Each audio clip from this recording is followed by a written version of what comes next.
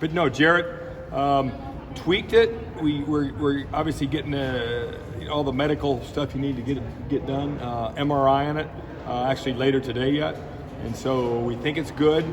Everything seems strong. We saw the orthopedic doctor yesterday. Is he going to be ready to go this weekend? 50-50, but we'll kind of make I think Derek referenced it earlier today, we'll make a game time decision on that. Who gets to go if he's unable Saturday? I don't know. We're going to figure that out today. So we'll figure that out to see who's going to get to go. Kind of see what everybody's weight's at, and we got a bunch of guys training for UNI Open, so everybody should be in line. I mean, the next guy on the hit parade there is Ryan Leisure, so we'll see if he's ready to go and how he looks today and tomorrow. And we don't know. We'll see. Regarding Smart, he did better off the bottom and showed some mental toughness in those close matches. Was there anything specific he was just doing to kind of find a groove in Vegas? I think he just started relaxing a little bit more than anything. I think he kind of let just the wrestling come to him, because obviously he's had a lot of success. And I've kind of made a statement before that he really needs to kind of just get caught up to the Division I speed. And it's just a different speed than Georgia high school wrestling, and a different speed than JUCO wrestling. The constant opponent after opponent after opponent of good guys. You got to make that adjustment, and so it's good. He's probably had I think he had 3, 5. He's got 13 matches in right now. How much? I know it's just one tournament, but does that factor into what you guys might do with 33 moving forward with Gomez to come back? Well, right now Gomez is cleared to train again. He's not cleared to wrestle yet. His appointment in Pittsburgh was really good. There's no worry of him not being able to wrestle or anything. We needed to, once you get over a certain level of concussions, you got to be careful. And we kind of went the extra step. There's a really good place in Pittsburgh that specializes in this, and so.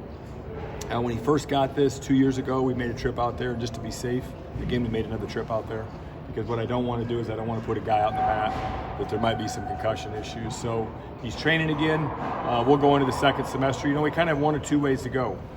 We can see how he feels and get him back to where he needs to be, and maybe use him the second part of the season, or we can medical him. And he still has 3 years left. So we've got a couple options there.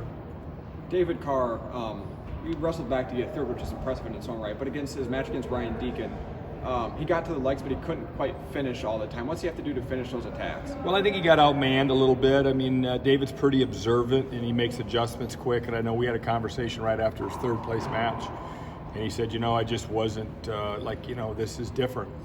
This is different than, I had to feel it. And he said, and I felt it. These guys at this, you get a guy like Ryan Deacon, it's 7 minutes of constant pressure. And David's got the ability to wrestle with anyone, but you can tell somebody they got to wrestle 7 minutes till the cows come home.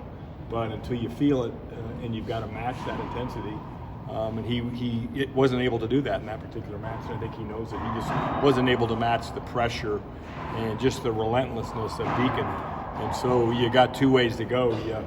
You let it just be better than you, or you go fix it, and I think he'll fix it. How do you train for relentlessness in the room?